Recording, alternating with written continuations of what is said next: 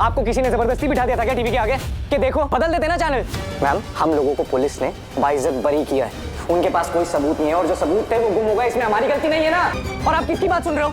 कुछ काम धंधा है नहीं, हमारी फैमिली के पीछे पड़ा रहता है। राज प्लीज स्टॉप इट और मत बढ़ाओ प्लीज। अरे मुझे क्यों बोल रही हो? अपने पति को बोलो ना।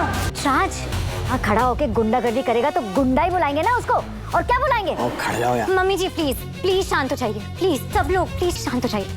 बहुत मुश्किल दिन रहा है आज हमारी फैमिली के लिए। प्लीज हम रिक्वेस्ट कर रही हूँ आप सबसे, प्लीज थोड़ी सी प्राइवेसी, हमारी प्राइवेसी की रिस्पेक्ट कर लीजिए। और तुम्हारी प्राइवेसी भंग, पापा गुंडे हो गए, गुंडागर्दी करने लगे। और तब कहाँ गई थी जब तुम्हारी ये सास ये जाके मेरी बीवी के दरवाजे पे खटखटा रही थी? सारा तमाशा कर दिया था सबके सामने, पड़ोसियों को इकट्ठा कर दिया था। दरवाजा खोलो, ओपन द डोर। डिम्पल जी क्या हुआ है? मेरे बेटे को बहला फुसला कर इस लड़की ने अपने घर में रख लिया है। धक्के मार के मेरी बीवी को घर से बाहर निकाल दिया। तब किसकी गुंडागर्दी थी? प्लीज और यार रुक जा यार तू।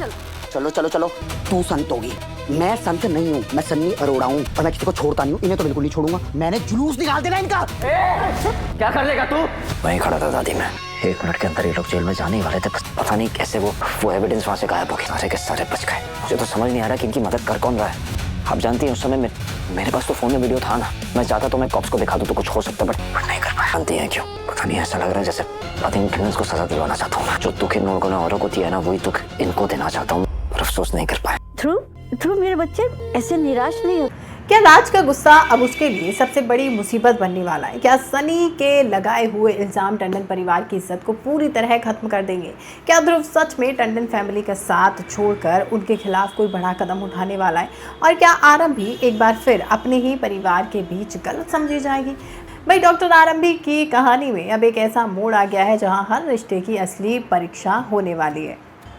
एपिसोड की शुरुआत होती है सनी के साथ, जहां सनी राज को क्रिमिनल कहकर उसकी बेइज्जती करना शुरू कर देता है। सनी के कड़वे शब्द सुनकर राज का गुस्सा 7वें आसमान पर पहुंच जाता है और राज सनी का कॉलर पकड़ लेता है। राज गुस्से में सनी को जान से मारने की धमकी दे देता है, लेकिन तभी आरंभी बीच में आकर राज को शांत करने की कोशिश करती है और समझाती है कि सनी जानबूझकर उसे प्रोवोक कर रहा है ताकि वो अपना कंट्रोल खो दे। अब आरंभी सनी को वहाँ से चले जाने के लिए बोलती है, लेकिन सनी भी पीछे हटने को तैयार ही नहीं होता।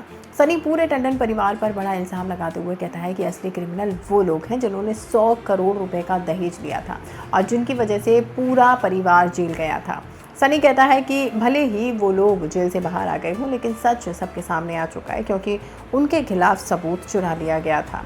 सनी राज को धमकी देता है कि अगर उसने हाथ उठाया तो वो अटेम्प्ट टू मर्डर का केस फाइल कर देगा और उन्हें दोबारा जेल भेज देगा। अब सनी की बातें सुनकर डिम्पल और विश्वास का गुस्सा भी फूट पड़ता है और दोनों सनी के साथ बहस करने लगते हैं। डिम्पल सनी को गुंडा तक कह देती है, लेकिन सनी तुरंत याद दिलाता है कि जेल जाने वाले लोग हैं और पूरी दुनिया ने टीवी पर उन्हें देखा है।